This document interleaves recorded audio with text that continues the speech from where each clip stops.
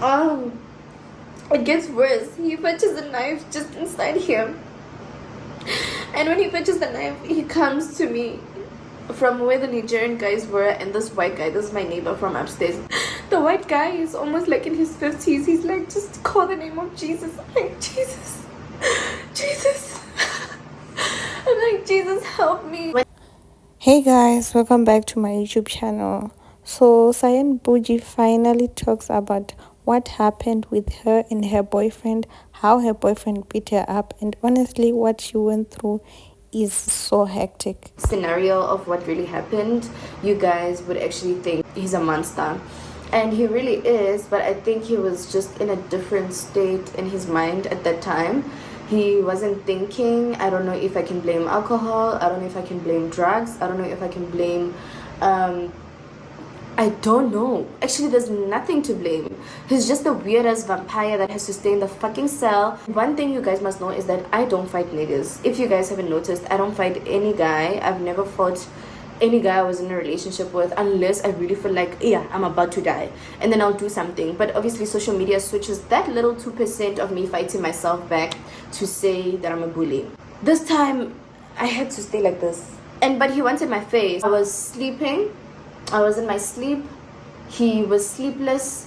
He came to my house and I wasn't trying to wake up because I had a long weekend. I came back from Tanzania and I was so exhausted. Yeah, he waited for everyone to leave the house, and immediately when I fell asleep, he came in and he just started fighting me. He just started beating me up, guys.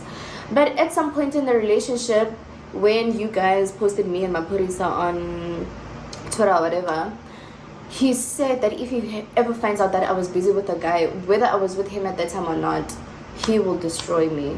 He actually said it 2 days before he hit me because we were traveling somewhere, and he just fought me.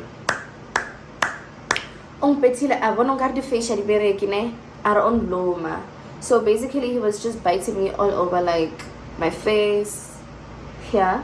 And he just basically kept on calling the guy's name, like all the time while he was beating me up. He was calling the guy's name. I was screaming for help. I couldn't breathe. At some point, my eyes just went blank and I had to fight myself. I was like, Anna, you are not gonna let this guy destroy you. You're gonna get the fuck up and you're gonna run. I decided to just dress quickly because my pajamas were just close to me. I just dropped them down before I slept. So I just put them on after a while. He was beating me up. And yeah, I ran outside. When I ran outside, he was just running after me, but he wasn't running properly. He was falling down. So I don't know it's so I fell down. He beat me up exactly there. People start coming outside now. Everyone in the complex starts coming outside to help me, but they're not helping me. They're just there taking videos. Some are standing from their balconies. And I saw these 4 Nigerian guys who came closer and were taking videos. So I tell the niggas, I'm like, look, you're bigger than him. Just help me the fuck out. Like, just help me. Like, I'm gonna die. And I ran at the back of them. Because they didn't want to help. They were so scared. The way that guy was so violent towards me, even niggas were scared. But they were trying to call security, while everything was happening, to say, no, the police is coming, the security is coming, whatever. But I had nowhere to go. I basically just had to wait for the security to arrive, and it was so painful to experience that. It gets worse. He fetches a knife just inside him.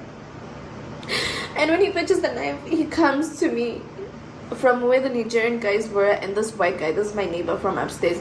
The white guy is almost like in his 50s. He's like, just call the name of Jesus. I'm like, Jesus. Jesus.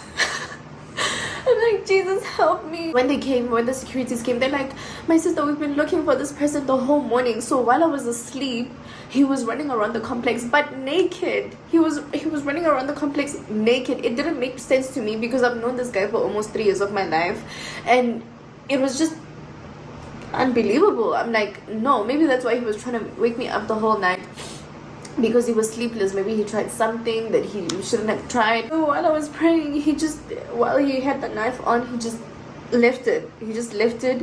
Maybe he got traumatized by the security, and he just told them, she fought me. That's all he said. When they were like, no, we have to take you out, he starts fighting them, spitting on them. The security calls 4 more other security guards, And they are here. They put him here on my couch, and they're just stopping him. They had to handcuff him because he broke my vases. He broke quite a number of stuff in my place. The police came. He actually broke one of the police's guys' finger. I don't know, he was biting him. I don't know what's this thing of biting. You see, short guys and biting people, they have short temper because they are short as fuck and insecure, and all they can do is bite people because they know that they can't beat people up like that. But more than anything, I am so sad that every time I get to meet a guy in my life, they just bring so much trauma. And because I can't fight back because they're a guy, I then meet women that disrespect me on the same level. And that's why I always want to fight, because I know that I can't fight any man, and it comes from all the anger that I've experienced with all the men I've been with. And now I just want to fight women that disrespect me because I know that they can't fight back as much as men can, you know.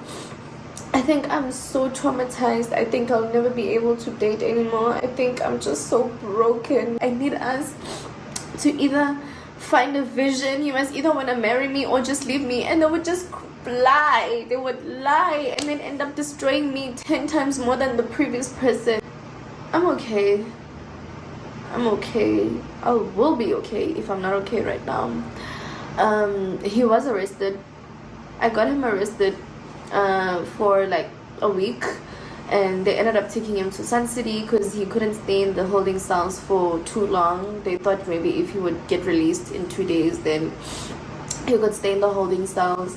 So then I had the parents come when they would see that the situation is bad, and then they want to pay me. And I just want him to leave me alone. I feel unsafe. Like, I've closed all my doors. I've put lockers on because I'm just scared that from any time he can just enter my fucking premises and just break me. He's broken as fuck. Broken and broke. See you guys on the next one. If you don't learn from me, fuck you, honestly. If you see one red flag, run. Don't think a person will get better. Nobody gets better, they get worse. Okay guys, so this was what happened to Cyan Boujee, and honestly what she went through is really bad, especially from someone she was calling her boyfriend. But we always know that Cyan Boujee comes back better and bigger.